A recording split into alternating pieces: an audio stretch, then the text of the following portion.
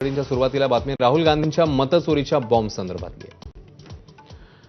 मतचोरी या विषयावर आणखी एक पत्रकार परिषद घेत लोकसभेतले विरोधी पक्षनेते राहुल गांधींनी नव्या आरोपांचा बॉम्ब टाकलाय। राहुल गांधींच्या आजच्या पत्रकार परिषदेत कुर्सी की पेटी बांध के रखो अशी जाहिरात आज सकाळपासूनच काँग्रेसने केलेली होती। राहुल गांधी हायड्रोजन बॉम्ब फोडणार असल्याचं जाहीर करण्यात आलेलं, पण ये तो सिर्फ झाकी है, हायड्रोजन बॉम्ब अभी बाकी है असं राहुल गांधींनी म्हटलं आणि मतदारांची नावं डिलीट करण्यात आल्याच्या मुद्द्यावरच भर दिला।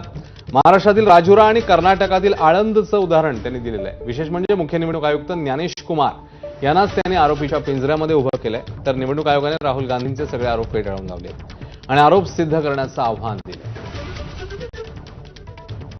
तर राहुल गांधींच्या आरोपांमध्ये नवीन काय गोष्टी आहेत, कोणते मुद्दे आहेत ते पाहूया। कर्नाटकातल्या आळंदमध्ये 6018 मतदारांची नावं हटवली। मतं डिलीट करण्यासाठी परराज्यातल्या मोबाईल नंबरचा वापर झालाय। ज्यांच्या मोबाईल नंबरवरनं नावं डिलीट झाली त्यांना याचा पत्ताच नाहीये, तर मोबाईल नंबरसाठी कर्नाटक सीआयडीने 18 महिन्यात आयोगाला 18 पत्र पाठवलेली आहेत। एकाच कॉल सेंटरमधनं नावं डिलीट करण्यात येत आहेत।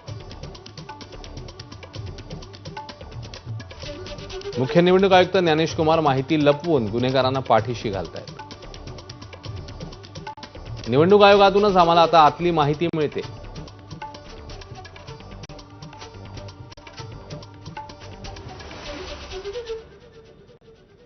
तर राहुल गांधींनी पत्रकार परिषद घेत काय काय म्हटलंय ते पाहूया।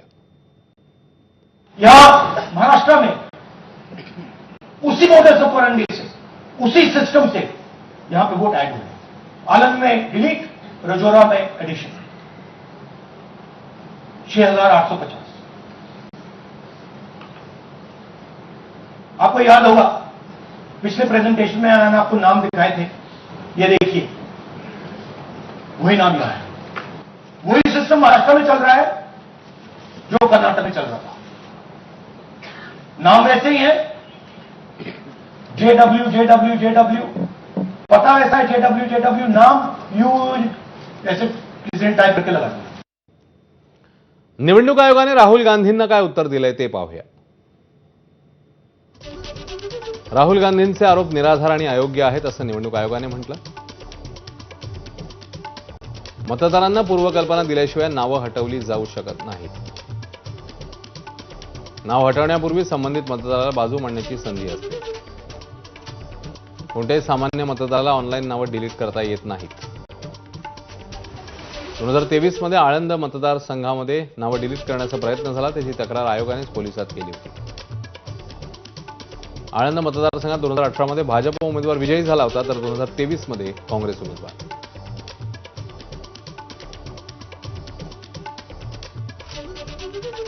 राहुल गांधींनी मतचोरी संदर्भातले जे आरोप केले त्यावर मुख्यमंत्री फडणवीस आणि उपमुख्यमंत्री शिंदे काय म्हणतायत बघूया।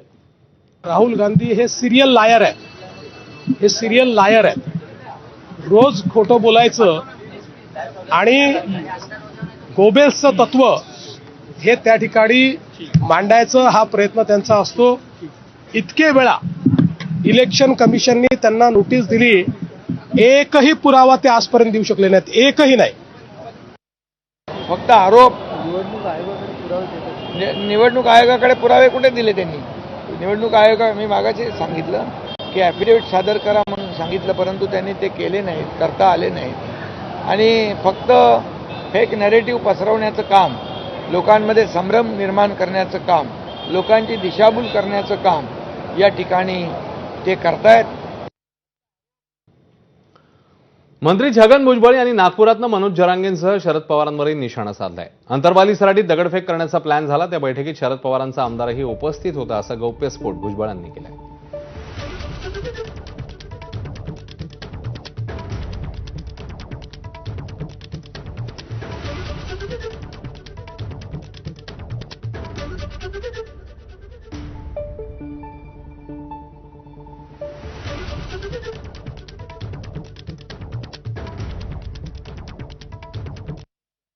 रात्रीतून मिटिंग झाल्या, त्याच्यामध्ये काही आमदार होते, होय पवार साहेबांचे आमदार होते, मी नावं सुद्धा घेतली।